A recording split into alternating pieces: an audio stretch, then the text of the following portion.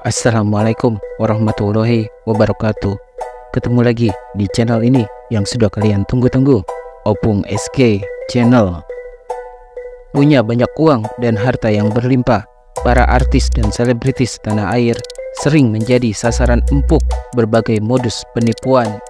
Para penipu ini juga konon semakin kreatif memakai modus-modus terbaru untuk menjerat para korbannya. Niat hati ingin menambah kekayaan, 6 artis Indonesia ini malah jadi korban penipuan. Berikut ini adalah ke-6 artis tersebut. 1. Ussy Sulistyawati. Artis cantik Ussy Sulistyawati pernah ditipu oleh seseorang yang mengaku sebagai teman dekatnya. Kasus penipuan tersebut mengakibatkan istri Andika Pratama itu mengalami kerugian senilai 40 juta rupiah.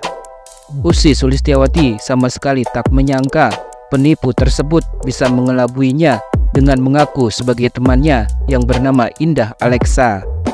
Dia mengaku sebagai temanku memang ada yang namanya Indah Alexa. Dia juga pakai profile picture temanku. Dia bilang ganti nomor telepon. Dari kata-katanya, kalimatnya, obrolannya sama kayak kata-kata dia ngobrol sama aku. Jadi aku berpikir itu dia. Akhirnya dia nawarin tas, dan akhirnya aku cek itu bukan temenku. Kenang Ussy Sulistyawati saat ditemui di Gandaria City, Jakarta Selatan beberapa waktu lalu. Kala itu, menurut Ussy, penipu yang mengaku sebagai temannya itu mengatakan sedang membutuhkan bantuan dan berniat menjual salah satu tas mahalnya dengan harga miring. Tas mewah itu ditawarkan kepada Ussy seharga 117 juta rupiah. Namun ia meminta uang DP dulu sebesar 40 juta rupiah. Sebagai teman, Ussy pun tergerak ingin membantu dan akhirnya mentransfer uang DP sebesar 40 juta rupiah untuk membeli tas bermerek Hermes tersebut. Kedua pihak pun sepakat pembayaran baru akan dilunasi saat pesanan tasnya sudah diterima. Syarat tersebut diajukan sendiri oleh si pelaku. Setelah mentransfer uang dan kembali ke rumah, rupanya tas yang dibeli Ussy Sulistyawati tak kunjung datang. Bahkan sampai berjam-jam ditunggu, tas itu belum juga dikirimkan. Akhirnya jam 3-an aku telepon tuh nggak aktif-aktif. Sampai akhirnya aku telepon ke nomor yang lama deh. Terus diangkat sama si Indah. Dia bilang, aku nggak jual tas, aku nggak pernah hubungin kamu. Akhirnya aku baru tahu kalau itu aku ketipu. Pungkas Ussy Sulistyawati. 2. Uya Kuya. Artis Uya Kuya juga pernah mengalami penipuan yang dilakukan oleh Medina Zain. Uya pun sampai melaporkan Medina Zain ke Polda Metro Jaya atas dugaan penipuan dan penggelapan melalui media elektronik.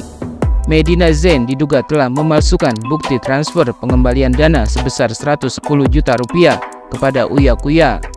Awalnya pada bulan Mei 2022, Medina Zain menawarkan 2 unit mobil kepada Uya Kuya senilai 1,2 miliar rupiah. Uya Kuya mengaku awalnya ditawari mobil Mercedes-Benz oleh Medina Zain. Mobil tersebut ditawarkan dengan harga 700 juta rupiah, walaupun harga aslinya bisa mencapai 1,3 miliar rupiah. Medina Zain meminta tolong agar Uya Kuya mau membeli mobil tersebut demi membantu biaya pengobatan di rumah sakit. Dia bilang lagi butuh uang banget, mobil bisa langsung diantar sama Brimob aku, ungkap Uya Kuya. Setelah itu, Medina Zain menawarkan lagi mobil Mini Cooper kepada Uya Kuya. Medina yang mengaku sangat membutuhkan uang, akhirnya mematok harga 1,27 miliar rupiah untuk 2 unit mobil. Ia kembali mendesak Uya untuk segera mengirimkan uang sebesar 100 juta rupiah sebagai tanda uang muka. Setelah ditransfer, Medina mengucapkan terima kasih kepada Uya Kuya yang katanya sudah menyelamatkan hidupnya. Uya Kuya kemudian pergi ke rumah sakit untuk mengecek kondisi mobil yang baru dibayar uang mukanya itu. Namun setelah dicek, ternyata mobil tersebut bukan milik Medina Zain. Pokoknya intinya mobilnya fiktif dan bukan mobil dia, kata Uya Kuya. Kekesalan Uya Kuya pun semakin menjadi ketika kebohongan Medina Zain sudah terbongkar, tetapi ia tetap enggan mengembalikan uangnya. Uya Kuya pun terus mendesak Medina agar uang muka yang sudah ia setor segera dikembalikan. Namun Medina Zain malah mengirimkan bukti transfer yang diduga palsu dengan nominal 110 juta rupiah. 3. Jessica Iskandar. artis Jessica Iskandar harus menelan pil pahit usai kena tipu oleh rekan bisnisnya. Sebelumnya, Jessica Iskandar sudah melaporkan Christopher Stefanus Budianto atas dugaan penipuan. Christopher diduga menipu sejumlah mobil pribadi milik Jessica Iskandar. Kerugian yang dialami Jessica Iskandar pun bukan jumlah yang kecil, yakni mencapai 9,8 miliar rupiah. Nilai tersebut merupakan total dari 11 mobil yang ia sewakan kepada komisaris Trip.id, Christopher Stefanus Budianto. Gara-gara permasalahan tersebut, Jessica Iskandar dan suaminya harus mengalami kesulitan dalam kehidupan sehari-hari. Ia sampai kesulitan membayar kredit pemilikan rumah atau KPR miliknya. Bukan cuma satu rumah, tapi ada 2 rumah di Jakarta yang sampai 3 bulan tak bisa ia bayar cicilannya.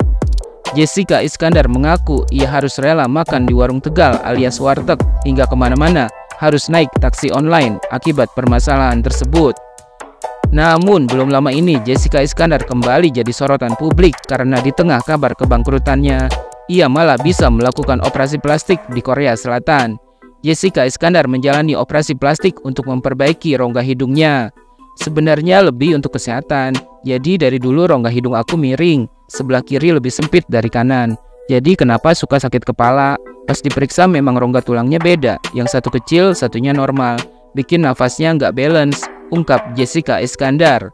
Namun, keputusan Jessica Iskandar untuk melakukan operasi hidung itu ternyata membuat dirinya dihujat netizen karena ia dinilai punya banyak uang untuk operasi plastik sampai ke Korea Selatan. Padahal baru saja ditipu oleh rekan bisnisnya. Namun Jessica Iskandar akhirnya menegaskan bahwa dirinya tidak mengeluarkan uang sepeser pun untuk operasi plastik tersebut, alias endorse.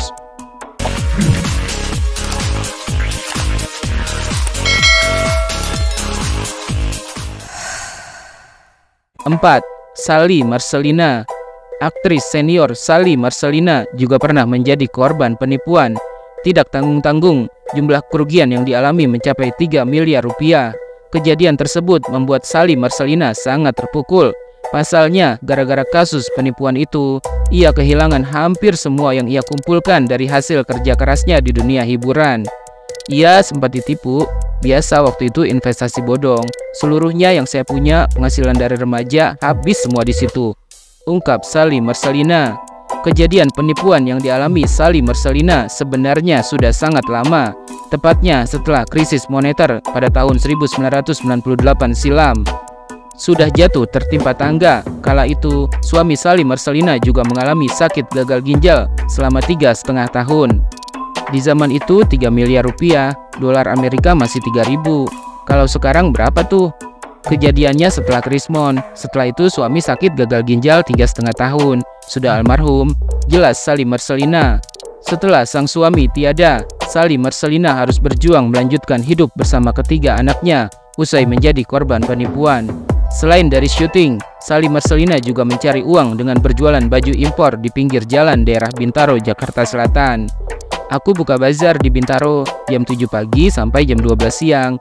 Kalau lagi nggak ada kegiatan, setiap hari jualan, tapi kalau lagi ada syuting, off dulu, paparnya.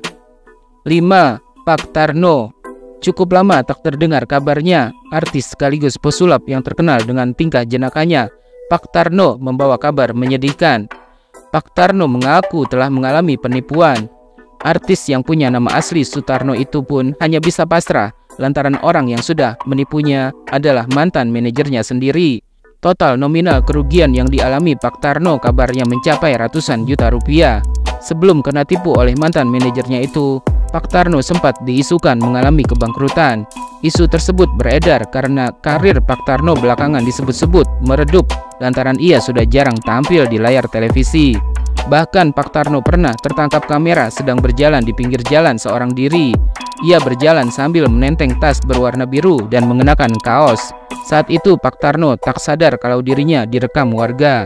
Dalam keterangan video yang sempat viral itu, Pak Tarno disebut sudah bangkrut dan kini hidup menggelandang di jalanan.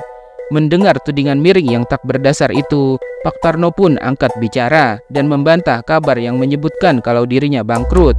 Pak Tarno menegaskan bahwa sampai saat ini hidupnya masih berkecukupan. Apanya yang bangkrut? Saya rumah ada, mobil ada, motor juga ada. Ya pas diberitain gitu, saya cuman bilang, "Ya Allah Gusti," kata Pak Tarno. Sebenarnya alasan Pak Tarno berjalan kaki di pinggir jalan pada saat itu karena ia sedang menunggu mobil jemputan untuk mengantarnya ke tempat acara yang mengundangnya. Setelah isu bangkrut itu mereda, Pak Tarno kembali jadi perbincangan media sosial.